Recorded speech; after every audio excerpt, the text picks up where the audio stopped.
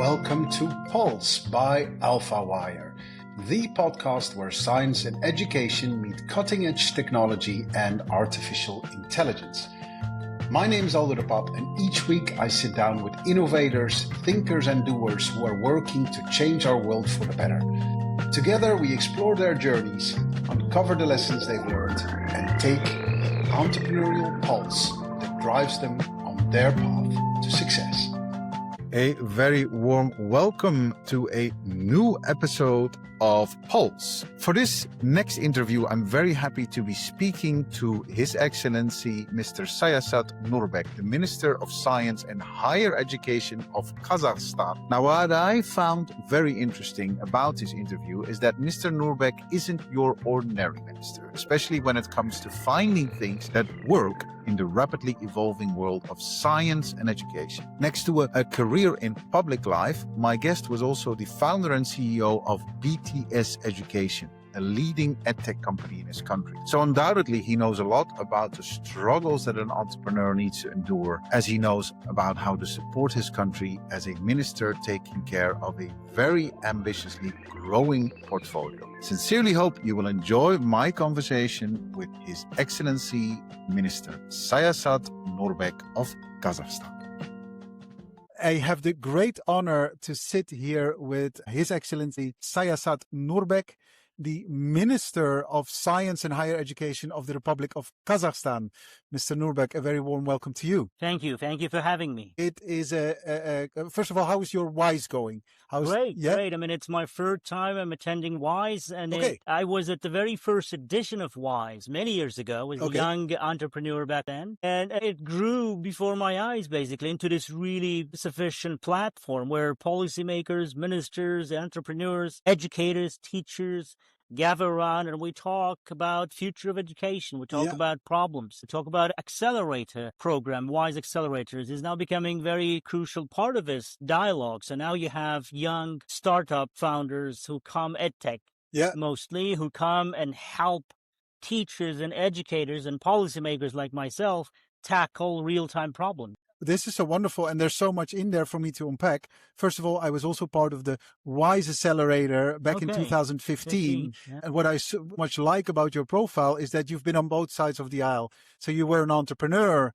in education technology, and that grew to you becoming a minister. So first question is, which side's better? Well, it has all pros and cons. And of course, when you're a policymaker, one of the biggest problems you have is restrictions. I mean, you're bound by policies and frameworks and legislation, and then you have so much responsibility. You can't really focus on something specific. You have to constantly monitor broad range of issues and challenges. When you're an entrepreneur, you have freedom. You can take one problem, focus on it, and deliver, real-time solution.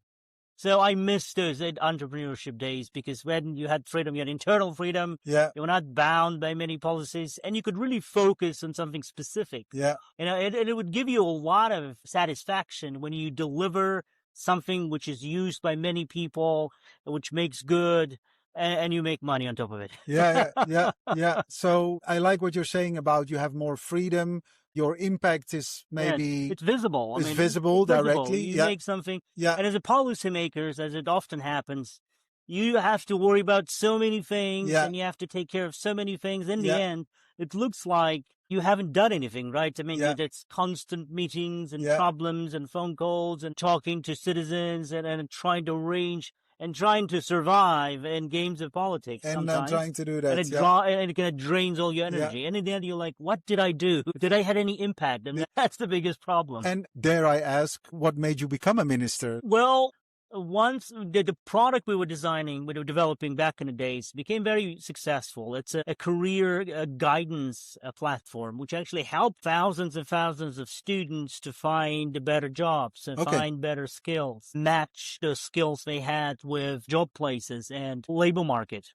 So we were very inspired by that because in the end, one of the key problems all education systems face is how to align the skills and competencies provided by education system with real-time world, with labor markets, so that people can get employed and can get best out of themselves. So when it was very successful, I learned that it's not the labor market, it's not the private sector, it's about education system itself. I mean, it's very conservative, it's not very fast. And really to change that very enormous inertia-based conservative system requires a lot of digital platforms. When you deliver new tools and you teach those new tools, only then you can make it faster. So I took it as a big challenge for myself. And I was very lucky because the new president of Kazakhstan, Mr. Tokayev, he was looking for a few good men to start new reforms. And so he, I was approached by presidential administration, and I was very lucky to gain president's trust. And he said, well, look, I worked with bureaucrats. Let me try something different for change. Nice. And then you have really good stories around the world. Remember that the famous founder of Gojek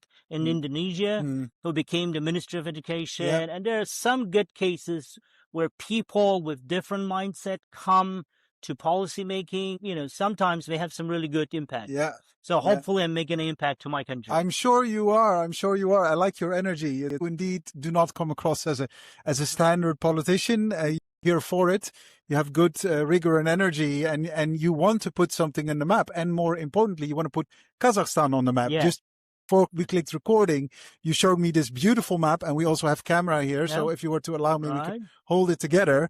And you're talking here about the academic growth and research growth in Kazakhstan just over the recent years, right? So I'm looking here at a map with loads of names of international renowned research universities. So are you here also to see if there are more universities interested to come to Kazakhstan? This is what's happening. Higher education is becoming a very rare commodity.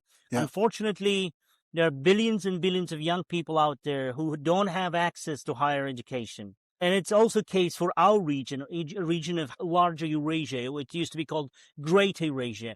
There are more babies born in that particular region than anywhere in the world after Africa. And so we're talking about over 1 billion young people below age of 25 who want to have some good education. So we said Kazakhstan can become that new academic hub for this entire region. And there are three forces helping us at the moment. One, the traditional academic mobility centers like North America, UK, Europe, Australia, all restricting their visas and immigration policies. Less and less international students. Two, the new players in the game, like Qatar, like Saudi, like Turkey, like South Korea. So Kazakhstan is now one of these players. And we've just been nominated by Times Higher Education as one of the top 14 new academic destinations. Over 35,000 international students coming to Kazakhstan. Wow. And now the purchasing power is growing, middle class is growing in the region, so the percentage of household income allocated to education is one of the highest in the world. Wow. So that Asian mentality helps. Parents literally would sell everything to make sure their students have the best shot at good education. And last thing is demographics. So there's a baby boom in our particular region. 500,000 babies born in Kazakhstan annually, 5 million in Pakistan, over almost 1 million in Uzbekistan, 60,000 babies daily in India. We're talking about 36 million babies annually. So a huge demand for education. So we were very lucky. We pushed it really hard. 40 solid research-intensive universities like Cardiff, Colorado School of Mines, UPenn, Anhalt, KAIST, Korean Advanced Institute of Science and Technology, Seoul. There's a great array of American, British, French, German, Russian, Chinese, Korean, Turkish, Italian universities who now came to Kazakhstan as new academic destinations. So I want to use this platform to call it out to all the people in the Middle East. If you want to have affordable, good education with very low living costs, and Kazakhstan has one of the lowest living costs in the region, you can come to Kazakhstan and get American degree, British degree, Russian degree, Chinese degree, French, Italian, German, Korean, Turkish degrees, 4-hour flight vicinity. That's amazing. So you're a good hybrid, if you will, for people who are in the region. It's a cheaper way of actually going to top universities. Going to top universities and getting good degrees. And the degrees are the same, right? The same quality level. Sure, it's the same curricula. We've delivered by the very good faculty, both international and local and regional. And it's the same diplomas, and we're very focused on quality. So we have brought a British QAA, Quality Assurance Agency, to Kazakhstan. It is now registered as a Kazakh accreditation agency. So we're bringing same British accreditation standards to Kazakhstan. And now we're talking with NECHE, North England Commission for Higher Education, one of the top American accreditation agencies, to come to Kazakhstan. We have ratified all major conventions, Bologna, Lisbon, Eurasian Economic Union, and Tokyo Convention. So diplomas issued in Kazakhstan, that's our ambition, will be globally accepted and globally employable. So it's a very good alternative if you're looking for affordable, high quality international diploma. And hopefully also blossoming for the economy of Kazakhstan, so it becomes a new... The best tourist you can ever have, it's called, there's a new term now, academic tourist. Because the normal tourist would come, would leave money, but for a very short period of time. An academic tourist comes and stays in your country for 4 years, drinks coffee, goes to cinema, travels around, pays for his tuition. For each, there's international statistics. One international student creates 3 jobs. So if 1,000 students come, 1,300 jobs provide services for this 1,000 students. So it's a good, profitable business. I mean, if you look at business perspective. But the real idea is to transform our Kazakh education and provide technology transfer. We're a very rich country. We're blessed with oil and mineral resources and critical minerals. Kazakhstan has one of the largest deposits of rare earth metals. They call them critical minerals because they're crucial for any high-tech industry. These academic partnerships also bring big contracts, investment. Companies like we had a very big partnership now with Colorado School of Mines, #1 school of mines in the world. So now there's big mining companies that are really interested because Colorado can provide a high level of expertise and skills in mining, geology, geophysics. Another example would be University of Cardiff. We have large campus of Cardiff University in Astana. And thanks to it, AstraZeneca, companies like big pharma companies like AstraZeneca said, hey, interesting. Now you have really good, really solid medical and biomedical and biotechnology research university. So maybe we can bring some of our local R&D budget to regional studies because, in drug design, any drug has to be tested geographically in top 6 destinations. For this wider region, we said, hey, Kazakhstan could be a good place for this regional clinical testing. So there are all kinds of really interesting things happening in Kazakhstan. We are one of the first countries in the world to make AI compulsory for all the national curricula. That was going to be my next question, Minister, because we're here at humanity.io. We're talking about human flourishing after AI is kind of taken over. What's your perspective on that? Where do you see this going as a minister of a country? We've worked really, really hard in Kazakhstan. How do we really harness the power of AI? AI revolution is happening. You can't avoid it. That's it. It's done. This huge breakthrough. And I'll teach you a very interesting thing today. So we call it AGBG. Before generative AI, everything that happened before generative AI was relevant for digital revolution. Now there's AG, after generative AI. Now we're entering into true AI age, true era of AI. Everything will change. Everything. The way we interact with digital platforms, apps, graphical user interfaces, everything will change. So one thing we know for sure, AI literacy has to be installed as early as elementary schools. United Arab Emirates, they started this September, this academic year, with kindergartens, as early as kindergartens. Why? This is what happened with social media. Humanity, the human being, we were not ready for social media. No, there were no classes, there were no safety, ethics classes. It was not installed on level of national. It just happened too fast. And this is the problem we have at the moment. All the worst in our nature is now spilled over on social media. Fake news, hatred, because there's no ethics, there's no journalism, ethics and standards and regulations. You can't. Everybody's spilling out everything. And it's a big problem we have at the moment, right? But imagine there's much more powerful tool is coming, which very soon will be available to millions and millions of people, AI. Because as it happened with any technology, it is a bit exclusive now. It will become much cheaper. and everybody will be training their own LLMs on there, and then the real hell will break loose. I'm sure of it. So everyone needs to be educated on how they use it. So we made sure we teach our kids from elementary school how to use AI properly and where not to use AI or not to, train AI in certain things. Yeah. Do you know that the industry that benefited most out of these new AI thing is pornography?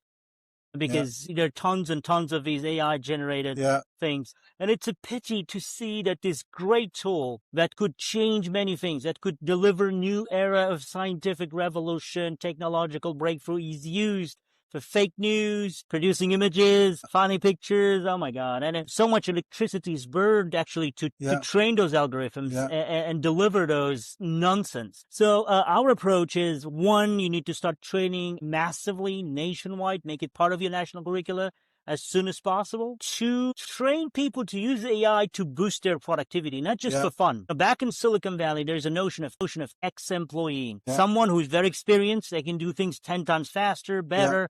We believe if we train students, all our students properly, anyone can become a 10x employee. Finally, delivering that great promise of AI to as many people as possible, to as many small and medium enterprises as possible. Yeah. So you're a policy man. So what you're saying is, because I hear you, how we intend to do certain things versus how certain things play out. Yeah. Taking social media as an example, people introduced social media with kind of the idea to do good, right? No one was thinking about algorithms that, induce aggressivity, and that was the pickup of it from, yet it is an outcome, right? A nasty side effect. Even though I think your intentions are great, what should be our approach to, as you say, like when to use AI, when not to use AI? What is the best approach to this? Because we need to learn from our mistakes, but at the same time, we're also looking at something that is, in some ways, is completely new to us, right? So it's a slippery slope, and I think policy. And that's why I'm happy I'm talking to a policymaker as well as an entrepreneur. I'll give you that. But as a policymaker, it's like, where does regulation need to kick in? Do you feel like at some point that you need to say this needs to be prohibited or abolished, or there needs to be age restrictions, or what kind of role do you think government has to play here? Yeah. A road to heaven, to paradise, is paved by good intentions. So the whole community, academic community and expert community, is now divided into two parties, two camps. One camp says AI is evil and will diminish our academic reasoning, and there are some early surveys proving that, abstract thinking and really, and logical reasoning can be hindered, can be limited by excessive usage of AI. Yeah. And so, and the second part says, no, AI is a very powerful tool. If it's used properly, we can boost our academic performance. Amol Gawat, the former head of business development at Google X, today made an introduction. He said, well, look, if we can use this thing and teach it, use it properly, the IQ level, just huge boost for everything, productivity, performance, academic performance. So my take is, you can't, it's stupid to ban it, or over-regulate it, because you can kill that before it comes to its full potential. But certain regulations should be introduced, and we already introduced in case of Kazakhstan. We decided we will embrace AI. We will learn how to use AI, but with certain restrictions. For example, we've rewritten our academic policies. Students can use AI while writing their theses on several conditions. One, they have to cite the source. Okay. Right. And there's special, and if you don't cite the AI source. So this piece of my text was written by AI. I used it in this way. This is how I used it. This is why I used it. Which algorithm I used, DeepSeek, Gemini, Second, you can't use AI for your conclusion part. And then now we run different platforms so that faculty members can check. There's tools involved. So anti-plagiarism, there's anti-AI platforms now. So we're very strict about that, so that you have to use your own logic for a conclusion. You can use AI, but not for the whole thesis. Right? And there are this kind of restrictions, and now we try to monitor it really closely, really strictly, so that students get used to that. Okay, it's a great tool. I can use it to help me in certain conditions, but I can't use it entirely. So I think this kind of policies, it's my personal opinion, it's my personal take as policymakers, should be introduced at all levels. And companies like Google, all these big tech companies, they hunt for data. So again, there are several approaches. The European Union they came up with a very strict AI Act, very strict, which, might hinder innovation, might stop innovation. US is taking more conservative approaches that let's a new technology, let it develop, let it grow. Yeah. So we won't regulate it immediately. So in Kazakhstan, we have a hybrid of these two approaches. We introduced some regulations with new AI code and new AI laws, but not too strict. So there's room for growth, but we're very strict regarding the data protection, because data is the oil, data is proprietary, and we want to make sure citizens are not affected in a bad way, negative way, by use of these algorithms. Yeah, I have teaching is a big part of the equation. I have one last question with regards to this, and then I appreciate your time because you're a very busy man. You've done loads of interviews, and hopefully we'll do a lot more, and more power to you. The problem I think many people see with regulation at times is the speed with which things are kind of, when government picks up on something, it has done already considerable damage. The technology has already done considerable damage. Now, I like the transparency thing that you said. You can write down, people need to be transparent, and that's already implemented. You, as who's been on both sides, as who's been a technology entrepreneur on one hand and now is minister, do you recognize that time lapse, that before it is something is recognized as a problem, we're years further and there might already be a new problem, which is, I think, a lot the problem of technology, that things evolve too quickly for government to catch up with it. And what would be your suggestion? Too fast. Everything is happening too fast. Yeah. In the research, back in the days, it took about roughly 20 years before the fundamental research is translated into application. Now, less than a year now. Yeah. Less than a year. DeepSeek, you had the fundamental research going on. Less than a year, you have a new algorithm rolled out on the market. So governments are now need to be really fast. So fast decision-making becomes your success criteria. Yeah. So back in the day, big used to eat small. Now fast eats the slow. Yeah. And governments have to rethink themselves. Yeah. Right. So that's why, people who with entrepreneurial background are quite successful nowadays in bureaucracy. Because, we have an ambition and courage to make decisions. Yeah. Nassim Taleb, he's skin in the game. We have skin in the game. We know what you need to sacrifice to have good results. Good bureaucrat would never put his skin in the game. Never. No. His logic, that's his philosophy. No. If I can't take this responsibility, just let it drift. Let it drift. Yeah. So I think that we need more decisive action. Yeah. We need governments who can take responsibility and fast decisions. I often describe myself as a founder minister. Yeah. I'm like running a startup. And the first principles: fail fast. Try, doesn't work. Try, doesn't work. Yeah. Because if you wait for the ideal situation, it might never come. And with speed of this technology, the speed of that change, you will always be late. Always. Yeah. You start to regulate something, everything has changed. Yeah. So speed and fail fast philosophy should be introduced at government. Yeah. Wonderful talking to you, Minister.